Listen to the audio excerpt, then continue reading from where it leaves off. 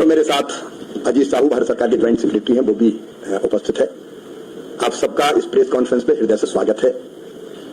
मुझे बताते हुए अत्यंत प्रसन्नता है, वैसे आपकी जानकारी में भी है, कि इंदौर में ब्रिक्स कंट्रीज के एग्रीकल्चर वर्किंग ग्रुप की और मंत्रियों की बैठक का आयोजन हो रहा है। ब्रिक्स की अध्यक्षता आप सब जानते हैं इस बार भारत कर रहा है। ब्रिक्स विकासशील देशों की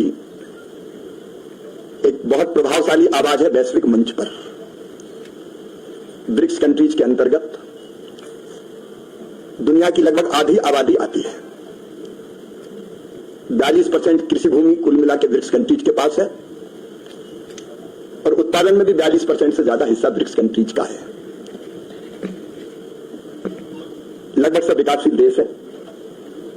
और एक बात और है कि कुल 58 करोड़ किसान पूरी दुनिया में हैं।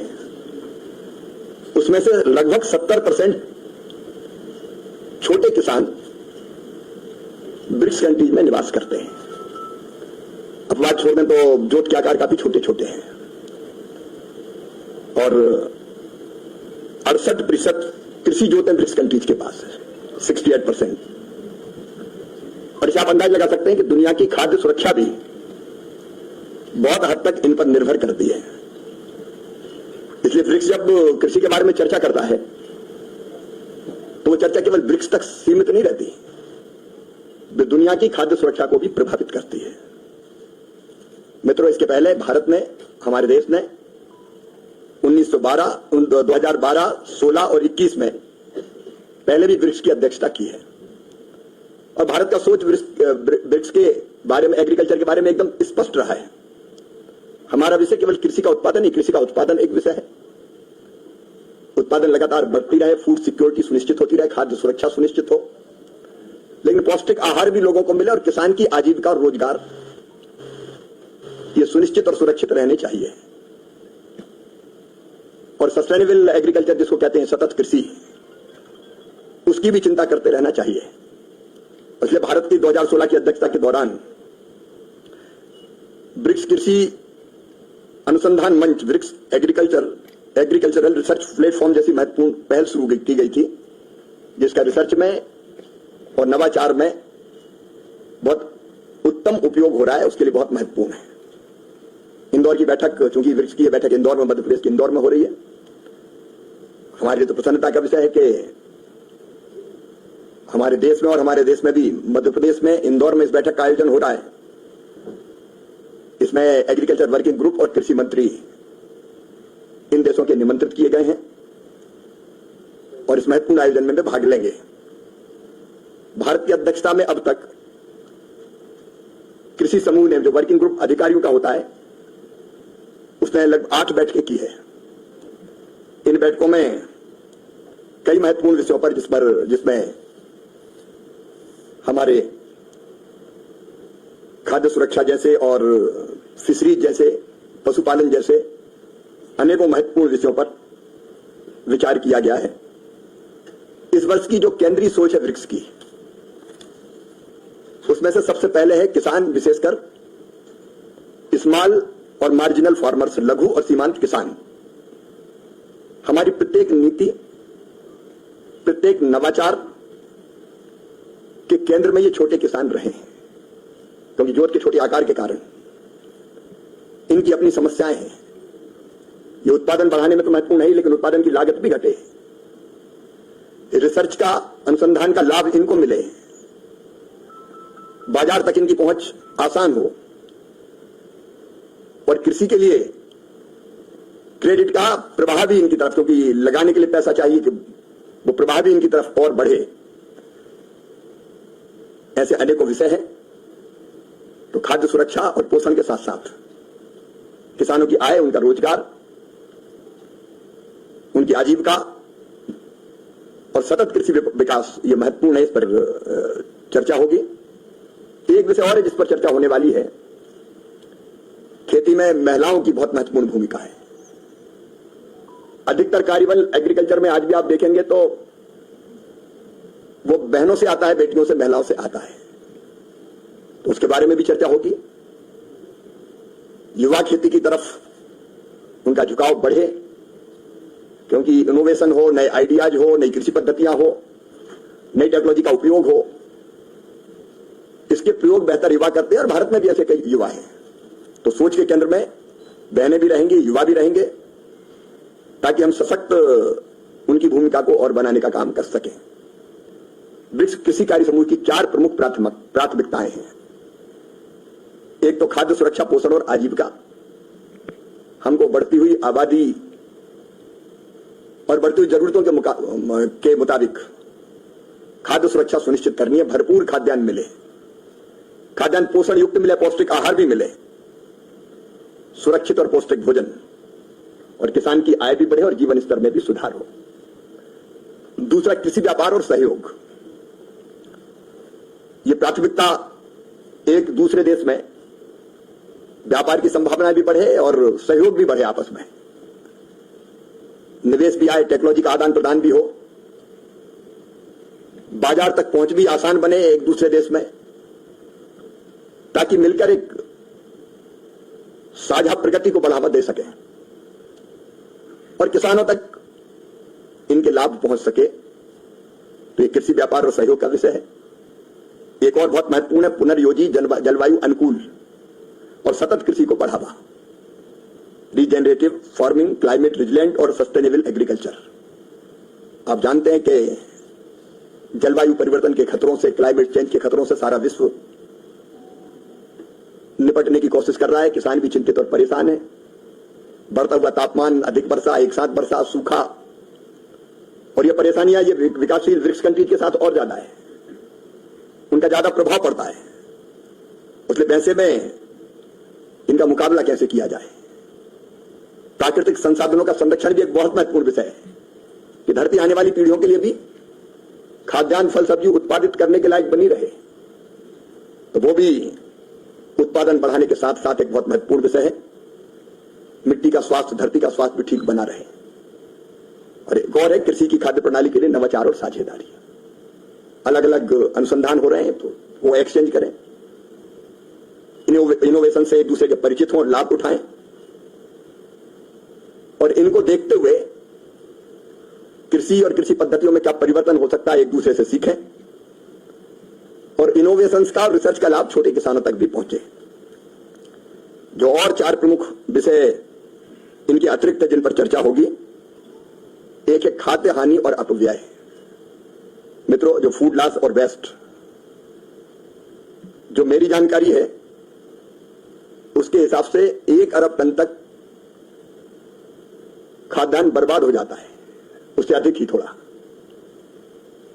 काटने से लेके भंडारण तक की व्यवस्था और तैयार भोजन का भी जो वेस्टेज है वो अपव्यय भी है, और ग्रीन हाउस गैस के उत्सर्जन में 8 से 10% तक उसका भी योगदान है।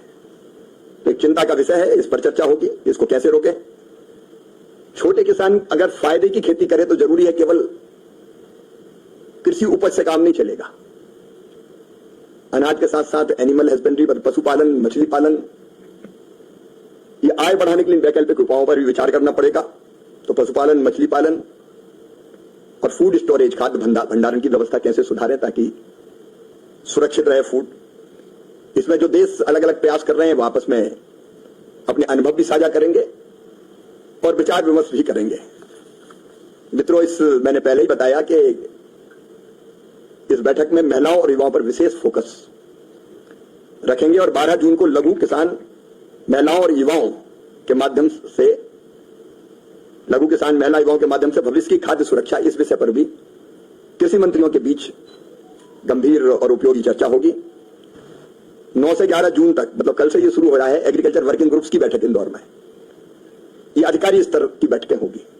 ये बैठकें निरंतर चल रही है, लेकिन 9 से 11 तक इंदौर में, और फिर 12 और 13 जून को कृषि मंत्रियों की बैठक इंदौर में संपन्न होंगी, जिसमें कृषि मंत्री आकर भविष्य के सहयोग के लिए एक साझा दृष्टिकोण विकसित करने की कोशिश करेंगे।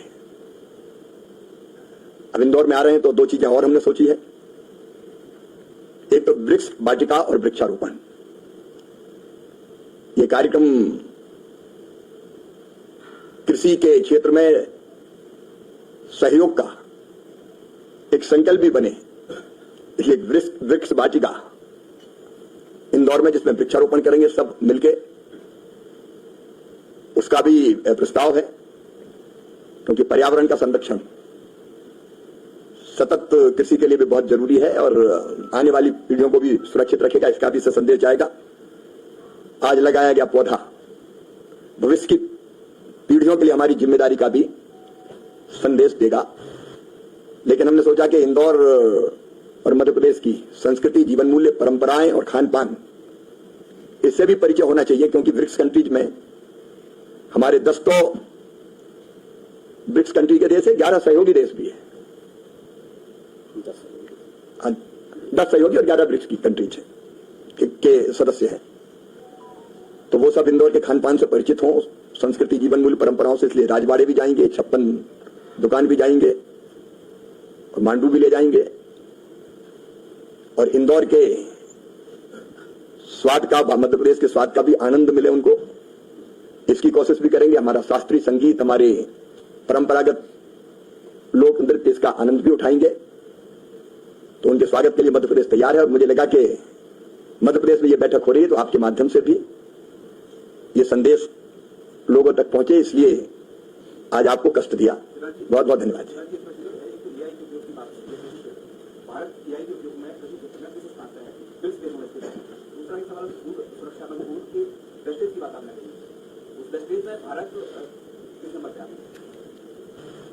एआई का और आधुनिक टेक्नोलॉजी का उपयोग भारत में अब व्यापक पैमाने पर हो रहा है। एग्रीकल्चर डिजिटल इंफ्रास्ट्रक्चर भारत ने बनाया है। मैं आपको यह जानकारी देना चाहूंगा कि फार्मर आईडी बनाने का काम बहुत तेजी से चल रहा है और 9 करोड़ 80 लाख फार्मर्स आईडी बन चुके हैं। इन फार्मर आईडी के कारण किसान की सारी जानकारी एक स्थान पर सिंगल क्लिक में कहीं भी देखी जा सकती है। योजनाओं का लाभ हो और चाहे बाकी सुविधाएं। मैं एक उदाहरण देना चाहूंगा कि बैंक में अगर लोन चाहिए तो अब किसी कागज की जरूरत नहीं है, क्लिक करेंगे पता चल जाएगा, 2 मिनट में हो सकता है। खाद भी अगर वितरित करना है तो फार्मर आईडी में टोटल डिटेल है, कितनी जमीन है परिवार में, सारी डिटेल्स। फिर हमने कई तरह के प्रयोग शुरू किए। भारत विस्तार, बहुत विस्तार में मैं नहीं जाऊंगा, जिसमें किसान सवाल पूछते हैं तो भारतीय उत्तर देती है। कई तरह के ऑटोमेशन के काम शुरू हुए जिससे नियंत्रित फर्टिलाइजर और बाकी चीजों का ढंग से उपयोग किया जा सके। एआई का इतना बड़ा सम्मेलन भारत में हुआ, पूरी दुनिया भारत आई थी, आपके ध्यान में है। तो एआई का इस्तेमाल निरंतर बढ़ रहा है, लेकिन ऐसा विषय है कि जिसमें लगातार नित्य नए रिसर्च होते हैं और नई चीजें बनती रहती है। तो उस दिशा में भारत लगातार काम कर रहा है। अब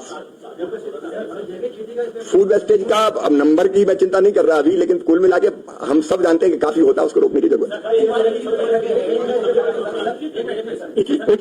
एक एक पूछते जाए।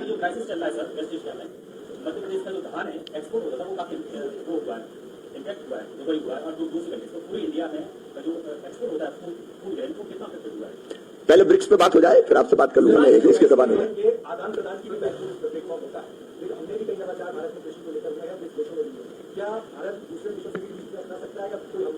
नहीं, ये सहयोग का अर्थ यही है कि जो हमने सीखा है वो उनको दें, जो उनने सीखा है वो हम लें।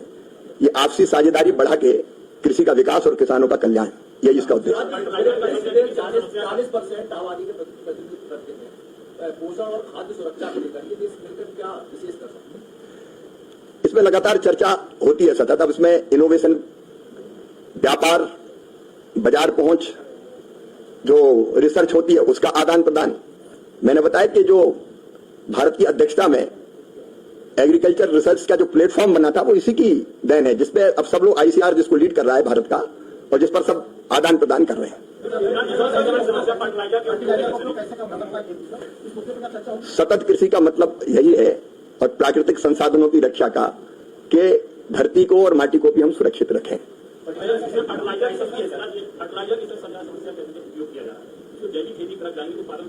दोनों तरह की चीजें। मैंने कहा कि पहले वृक्ष के सवाल हो जाए क्या, कि अब इसके बाद में इसका जवाब दूं। वृक्ष का खत्म कर दें फिर।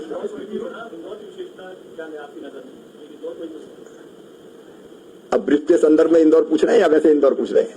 नहीं, अद्भुत शहर है, हमारी संस्कृति, हमारे जीवन मूल्य, हमारी परंपराएं। अब देवी अहिल्या जैसी, मां अहिल्या जैसी सुशासन की सूत्रधार, वहां की जो जनता है उसके बीच में सहयोग की अपनी भावनाएं, वहां सेवा का भाव, वहां का खान पान, वहां का कल्चर, वहां की संस्कृति अपने आप में अद्भुत है। सब जानते हैं, आप भी जानते हैं अच्छी तरह।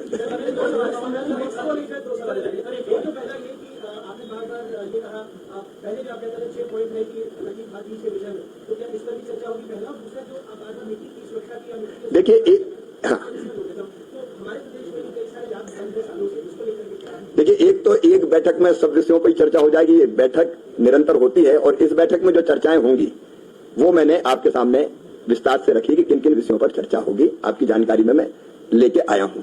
और दूसरा उनका है, हाँ, एक ज्वाइंट डिक्लेरेशन होगा 13 को।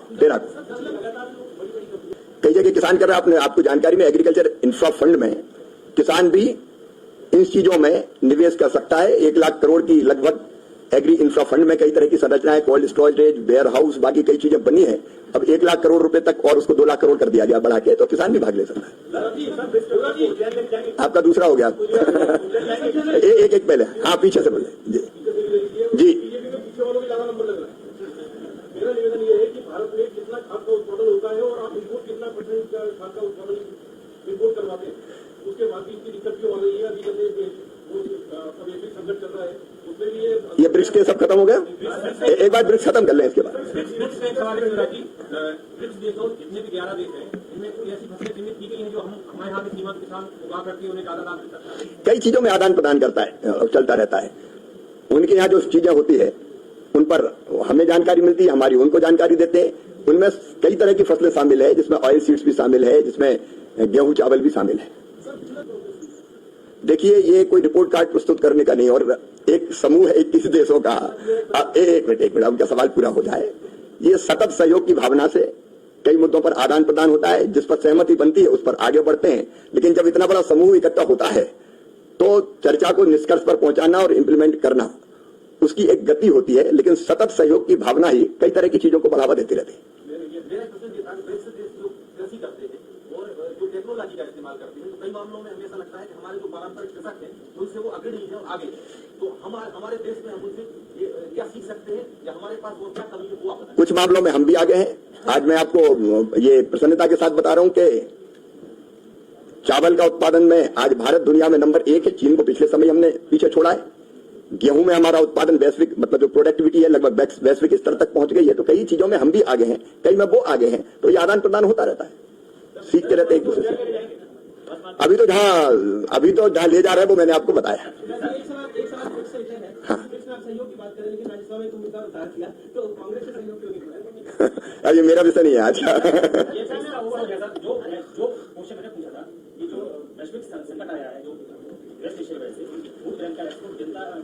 देखिए, आप सब जानते हैं कि मिडिल ईस्ट के कारण पूरी दुनिया के सामने समस्याएं पैदा हुई है, और उन समस्याओं में भारत में भी कई तरह की दिक्कतें पैदा हुई। हम में से हर एक जागरूक नागरिक जानता है, लेकिन उसमें से भी रास्ता निकालने के निरंतर प्रयत्न हो रहे हैं। अलग अलग FTA हुए हैं, कृषि व्यापार के क्षेत्र में नए नए रास्ते खुल रहे हैं। समस्याएं हैं, उनमें से भी समाधान निकालने की कोशिश कर रहे हैं। समस्या तो है, अभी तक तो संभावना आने की है, आ रहे हैं। अल नीनो को देखते हुए हमने पूरे देश के हर प्रदेश, और हर प्रदेश नहीं, हर जिले का कंटिजेंसी प्लान हम बना रहे हैं। कितनी बारिश कम होगी इसका अंदाज लगाया गया है।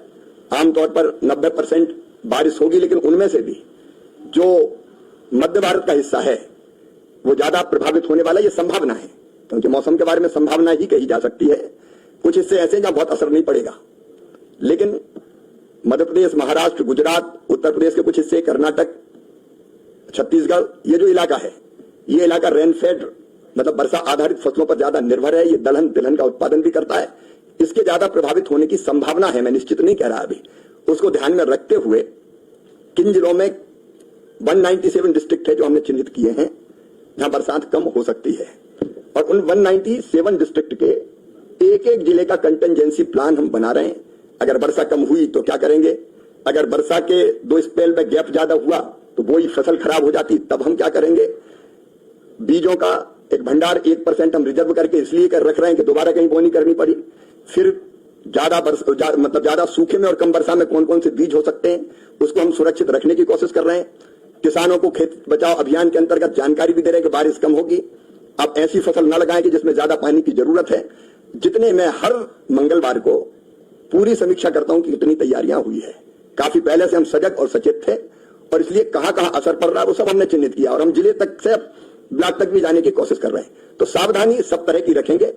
हमने राज्य सरकारों के सासाथ सब चीजें साझा की है, क्योंकि धरती पर इंप्लीमेंट करने का सबसे प्रभावी माध्यम कोई है तो राज्य सरकार है। हमारे साइंटिस्ट 1687 साइंटिस्ट की हमने एक टीम बनाई है जो अलग अलग जिलों में अलग अलग गांव में अवेयर करने का काम भी कर रही है कि बारिश इन जिलों में कम हो सकती है।